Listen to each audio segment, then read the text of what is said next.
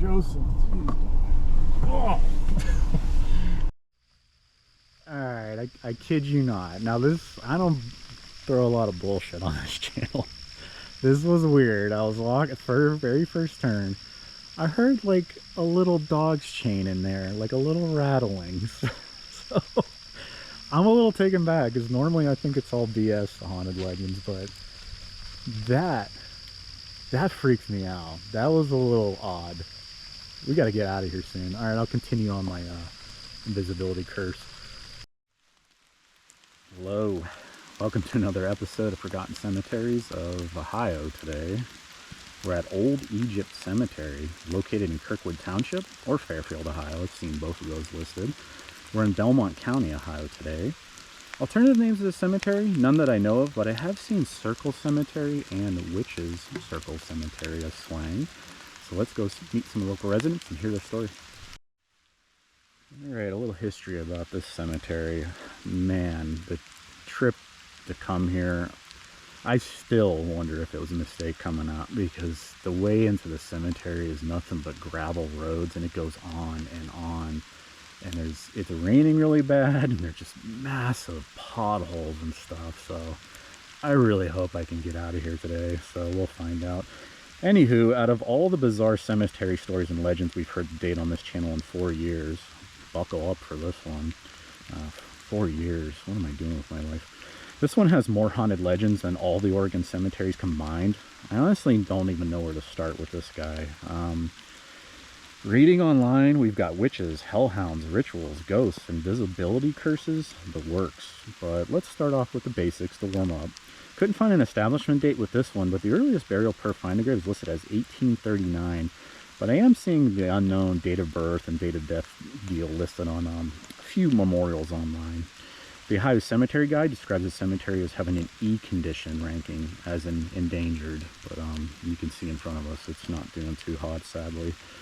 Given the state today, I am wondering if they're going to give a destroyed code, because I've never seen so many headstones missing in my travels and just so much damage. There's a description that is located on a high hill in the strip mined area. The little village of Egypt, now extinct, was basically just a grist mill that started up in 1826 from what I read. There was only a few people that lived in the area in these backwoods, and man, it's still kind of desolate out here.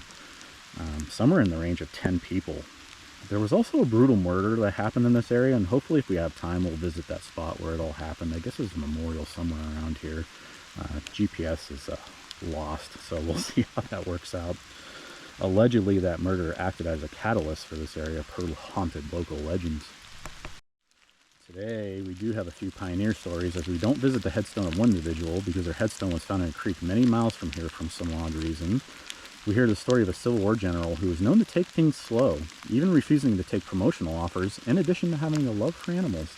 Meet a Civil War vet who didn't return home.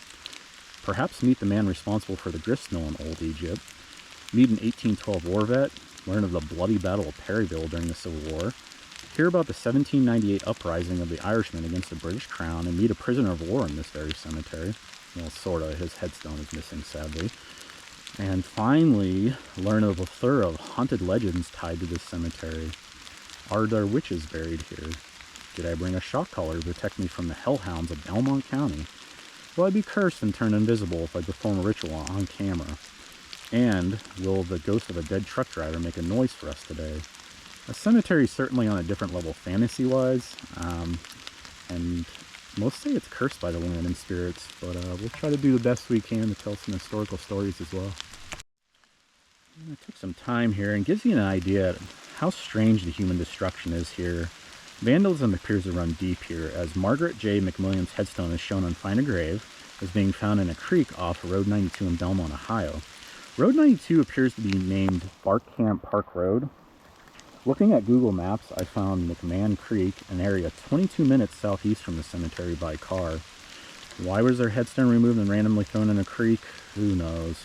We saw at Crooked Fingers Cemetery back in Oregon that individuals once thought headstones used as porch ornaments. Humans in general have strange tastes in decorations, I guess. Margaret, however, was only 31 years old when she died in 1878. No information as to why. And up ahead is Samuel T. Thomas's memorial. Born in 1842, and on a more positive note, his Civil War memorial, below us, is hanging in there. His headstone, however, has suffered and fell, much like he did in 1863, early on in the Civil War. It did locate his name on the Civil War rosters, serving in the 98th Ohio Volunteer Infantry. The 98th was a busy regiment, taking part in engagements at the Siege of Chattanooga, Atlanta Campaign. Battles include Perryville, Chattanooga, Peach Creek, and Jonesboro, so a pretty busy group. They also took part in Sherman's famous March to Sea. Early in their history, they were ordered to Covington, Kentucky in August of 1862, and advanced as far as Kentucky River before engaging with the Confederates. October 1862, the 98th would take part in the Battle of Perryville, sometimes called the Battle for Kentucky. This particular battle would showcase Confederate Commander Braxton Bragg, which, when he was 10 years old, his father decided on a military career for him to give you an idea how experienced he was, and he did attend West Point. Apparently not known for his studies, but more for his amazing memory. Finished 5th out of 50 in his class. On the Union side, Don Carlos Buell, I don't know how to say his last name, a man born in Lowell, Ohio, and made fun of a child by others until he beat up the neighborhood bully. Then had a premonition that discipline was the way of life, hence he worked his way up. However, unlike Braxton Bragg, Buell received demerits and disciplinary problems. I read that he got in an argument during training and beat a man over the head with the blunt end of his sword, so a little bit of a temper, I guess. Buell, however, was accompanied in the battle by Union General George Henry Thomas. Thomas was a bit different in that he was known to be a slow general, and during a time when men were aching at the chance to write their name in military history, Thomas would get offered promotions or recognition and often reject them for some reason. He got the nickname Old Slow Trot because when training at the academy in 1851, he was concerned about the age of the horses, showing sympathy towards them.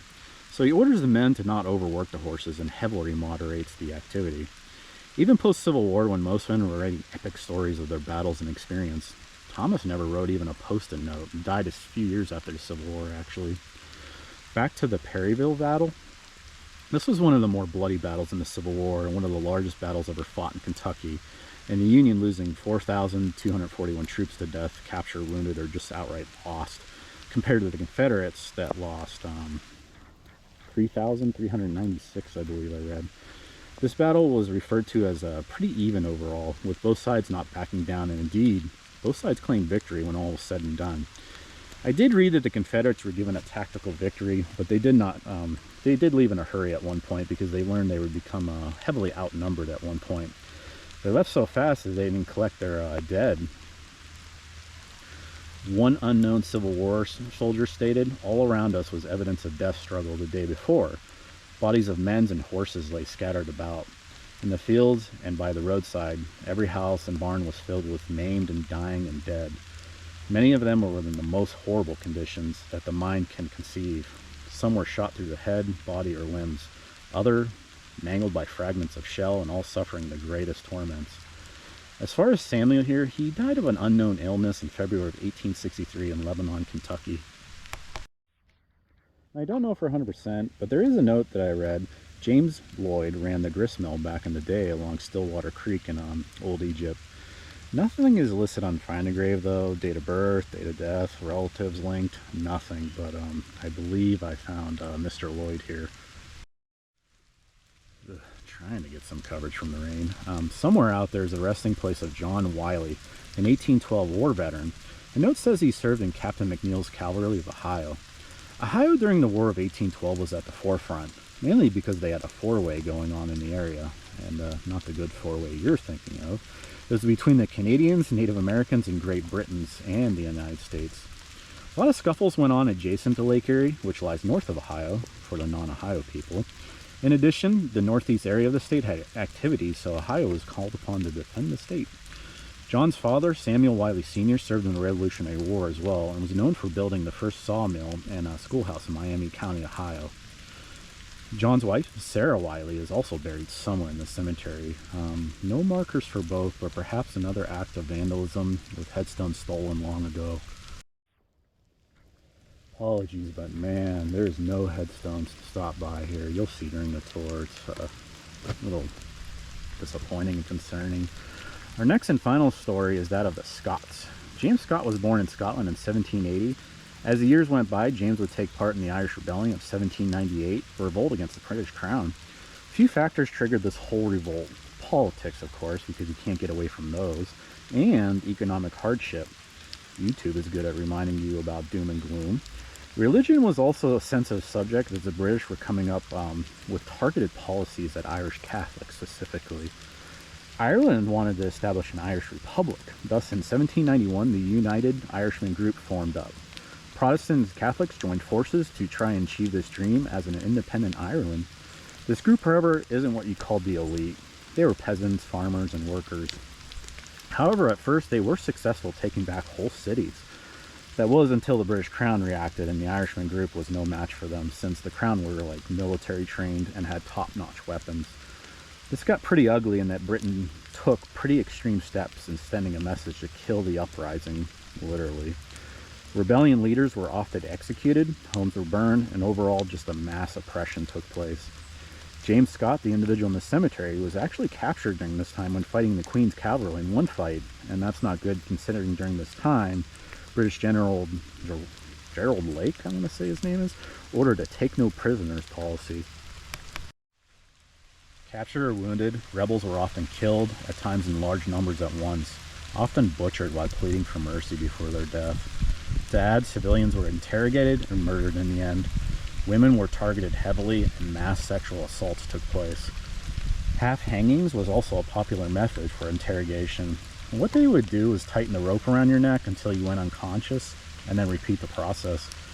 The rebellion would be defeated, but did jumpstart Ireland and the dream of becoming independent. Luckily, James escaped death in 1798, being a prisoner for quite some time. He's released and becomes a sailor for 3 years and finds himself in America, Pennsylvania to be exact. He married Mary Magdalene Whistler Scott. Ooh, epic name there. She was a descendant of pioneer families on Manhattan Island, per a note, but would live out their days here in Belmont County, and unsure what they did for a living, but most likely one of the earlier families to settle in this area. Now, as said, there's a lot to unpack at this cemetery as far as legends and lore. Even the county website seems to embrace the haunted folklore describing the cemetery specifically, also welcoming a visit up here. And if you visit up here, bring a 4x4. I rented a truck. That thing's rear-wheel drive, and I have my concerns about getting out of this county. So, here in Ohio, they seem to celebrate haunted cemeteries and legends. Oregon tends to be a little odd with their cemeteries for all the Ohioans watching. I'm not sure how to explain it, but it's refreshing to see the Ohio culture. So let's deep dive on one of the most off-the-wall legends we've ever encountered to date. Now, our first legend is the witches. Now, I kept reading that there's spirits and witches protecting this cemetery, apparently. Well, those witches should be fired, in my opinion, based on the state of the cemetery. Did a good job with the road getting up the hill, though. I'll give them that. However, legend has it that there's witches buried here, and I'm unsure if it's like a night visit thing or just in general, but apparently they haunt the cemetery. I'm not sure they got anything on the Oregon Lafayette Cemetery Witch or Ohio's Belmont Cemetery Witch ladies, though. Give you a nice view of the woods around the cemetery, because our legend too is the hellhounds or devil dogs of Belmont County. And yet another protective spirit legend. It is said the cemetery is not only maintained by the Kirkwood Township trustees, but by hellhounds of Belmont County, aka the devil dogs. Dated a few of those in my time, am I right, guys? Never mind. Anywho, they can be heard howling in the woods at night as a warning to stay out or leave. Legend 3, the ghost of the truck driver. Now, the story goes that a truck driver in this area crashed and died. Legend states that he lost an arm and it was never found. This led to two stories in that you can physically see an arm floating through the cemetery, roaming around randomly. Maybe we'll catch that on camera. The more popular of the two is that if you sit silent in the cemetery, you can hear the tapping of a finger on cemetery headstones. So let's take a listen for a few seconds.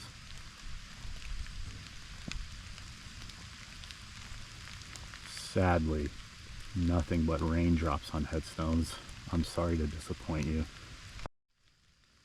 The final legend I read is related to the witch's curse, in that if you walk around the cemetery 6 times, you will be cursed and turn invisible. Why 6 times, I don't know. I'm not sure if it's clockwise or counterclockwise, or there's a specific path you follow. There is like a little roundabout around the cemetery, so I'm assuming they're talking about that. Maybe we'll give it a try here soon at the end of the cemetery tour.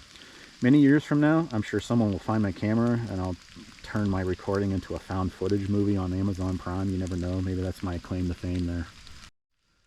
Closing out here, let me just say I became highly interested in Belmont County in general. I wish I had more time to explore and see their cemeteries and locations, but time is limited, unfortunately, during my high visit. I did read that people not only have experiences in this cemetery, but just Egypt Wildlife Reserve and Belmont County in general. This appears to be full of all types of legends and hauntings in the area. It was quite interesting to look at. For you paranormal fans, it's the area for you.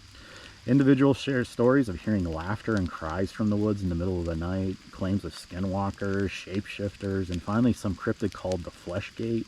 I'm sure there's a YouTube video on that. This really isn't a haunted paranormal YouTube channel. It's history focused, but if you're into the haunted stuff, hope you enjoyed this episode along with the Pioneer history.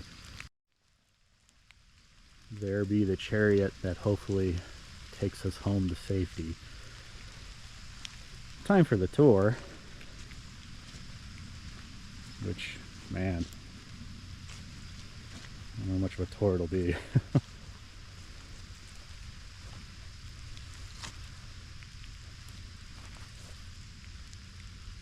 Some more Lloyds.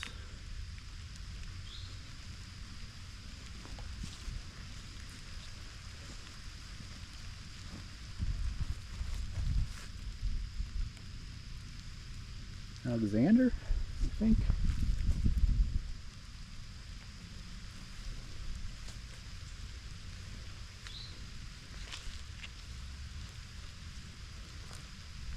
Oh man, this one's like, I think this one used to be there.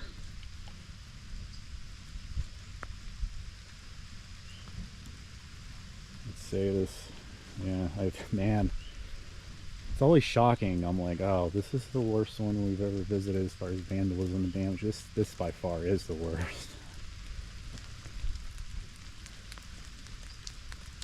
Wow.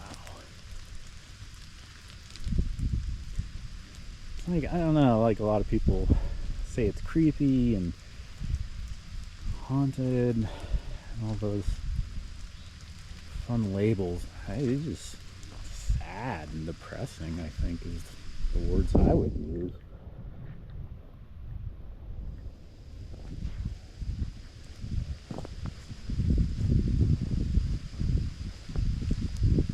And it is out there. If you visit this one, bring a lunch or something and bring plenty of GPS and maps. I am for the first time, I don't know, what is this, upper 90s video, 98th video, 99. Jeez, I'm actually concerned for once.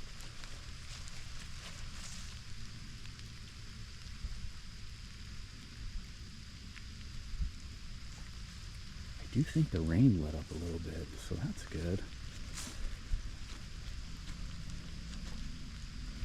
I think if it was a dry day, I wouldn't be so concerned.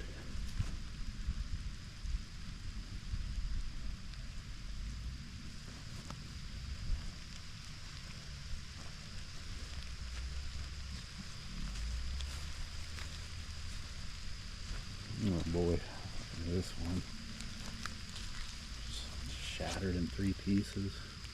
They're broken.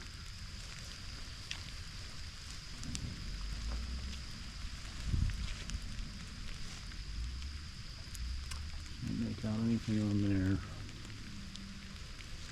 This one's huge. There's some cool, like, tree of life looking thing on there though.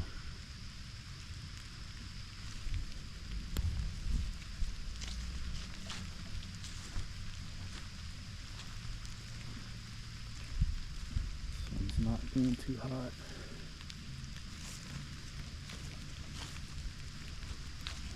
This one, I can't even get access to it. It's like it's under the base.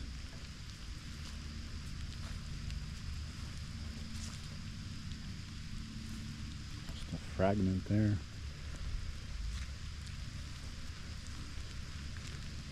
See, the only good condition one is those Samuel here we talked about in the Civil War.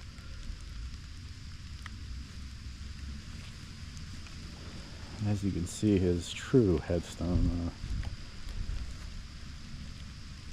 not doing too hot. Anywho, hope you enjoyed this one. Took a lot of effort to get to. There's a lot of haunted legends allegedly. Did not see the witch. Not encounter the hellhounds. I think we'll do the little invisibility thing here soon for fun, and we'll go from there. Thank you for watching. Hope you enjoyed this. I guess we'll call this an October haunted episode. Have a good one. Stay safe out there. I think we'll start off at the truck for the invisibility curse test. I won't record all 6 times because, face it, you don't want to listen to me talk and bore the hell out of you. I'll tell you what, we'll start on circle 1 here. We'll come back at circle 5. We'll see what happens. Alright, I kid you not. Now this, I don't throw a lot of bullshit on this channel. This was weird. I was walking for very first turn. I heard like a little dog's chain in there, like a little rattling. So I'm a little taken back because normally I think it's all BS haunted legends, but that freaks me out. That was a little odd. We got to get out of here soon. All right, I'll continue on my invisibility curse. All right, turn 6 or 5. Lap 5, lap 6, whatever. On the way.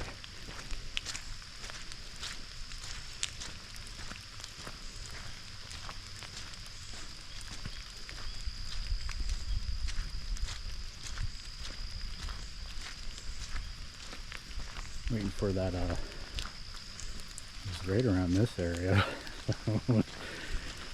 Oh boy. Maybe the invisibility curse won't get you. Maybe the hellhound will.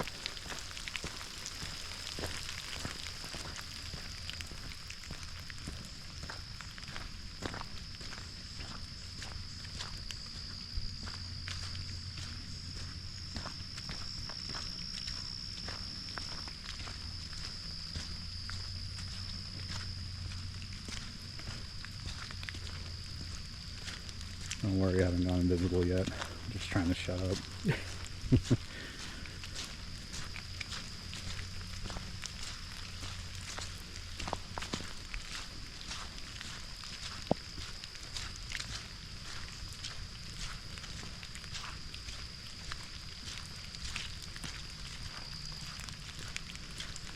Yeah, the way in was concerning.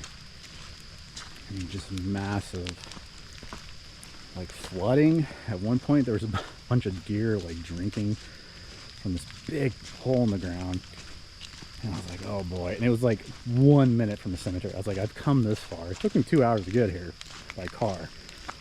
So I was like, I'm just, screw it, I'm driving through it, and just gunned it through the big puddle. Luckily made it. I'm really hopeful I can make it out of here, sort of.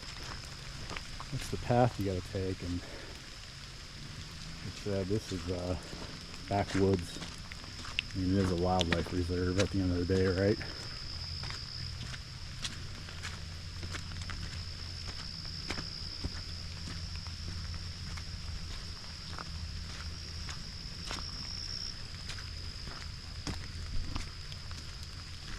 Enjoy my final moments as a seeable, visible person here as we come up on our destination.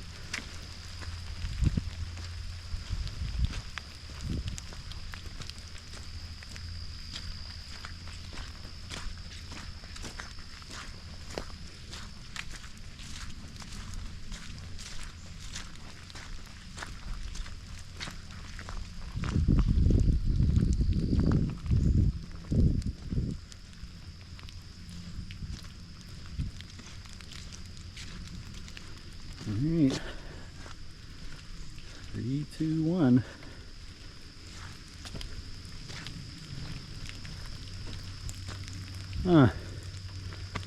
Didn't work. Shocking. Anyways, have a good one all. Thanks for watching.